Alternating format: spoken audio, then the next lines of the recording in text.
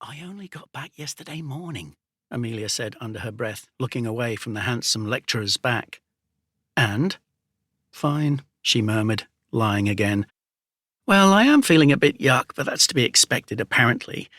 I didn't dare take any more time away from lectures, especially not his, she said, returning her gaze to the very senior detective, who had taken a sabbatical to teach this short course for university students.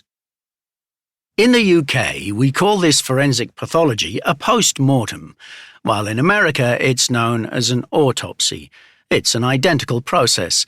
The pathologist is establishing what exactly killed the person who is lying on their table, but out of that study will come a host of other valuable information that can add enormous assistance to the investigating team if the death is suspicious.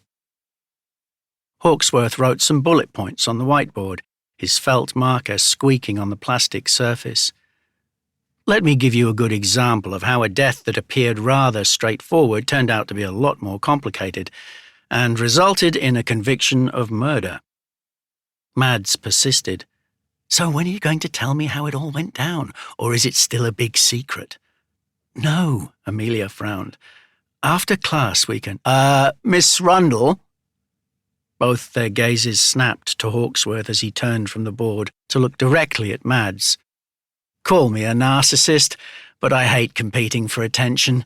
Both you and Miss Peters might benefit from tuning into this if you plan to pass this semester. They murmured apologies in unified embarrassment. Something about his amused expression told Amelia that in another setting, Hawksworth might have winked. He didn't. Instead, he returned to his anecdote about a day when he was still a young detective constable and had attended his first PM, as he called it, and passed out in the city mortuary, banging his chin on one of the tables and requiring stitches. That soon had the whole class, including the two girls, smiling. It's true, and the least auspicious start I could have made, being sneered at by Dr. Blood, as we knew him, one of the most senior and least empathetic pathologists that Scotland Yard had dealings with. The first day we all filed in. He slid a drawer from the mortuary fridge, removed a partially eaten sandwich, took a bite and put it back. The class gasped, some chuckling, and Hawksworth continued, with everyone now seemingly hanging on his words.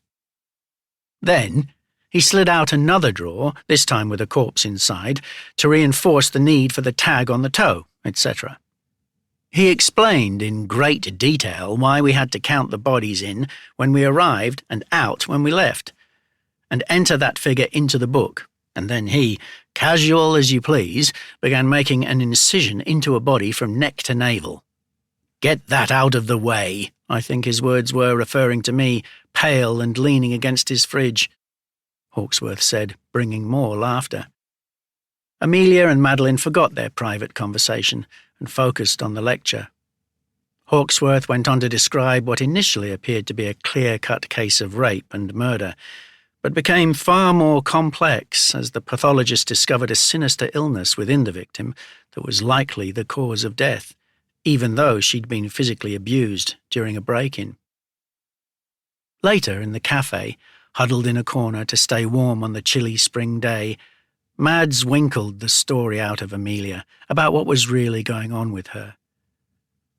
To tell you the truth, there's not really much to say. It was like a mini break, she explained on the tail end of a mighty cramp that caused her to ball her fists beneath the table as she tried not to show too much in her expression.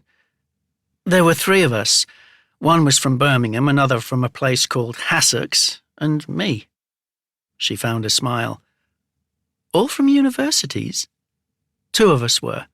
The girl from Hassocks was a barmaid. A bit older than us, but not by that much. We all needed money. Amelia shrugged. So, carry on. You went to the airport, then what? They drove me to London City Airport and escorted me to the gate and onto a Jet Airways flight to Vilnius. Oh, posh. Now, where's that again? Blimey, Mads! Did you do any geography at school? The pain had passed again. She could be herself. Her friend laughed. Hated it. It's the capital of Lithuania. To keep listening to this audiobook, I've left you a link in the description so you can do it, at no cost thanks to Audible's 30-day free trial.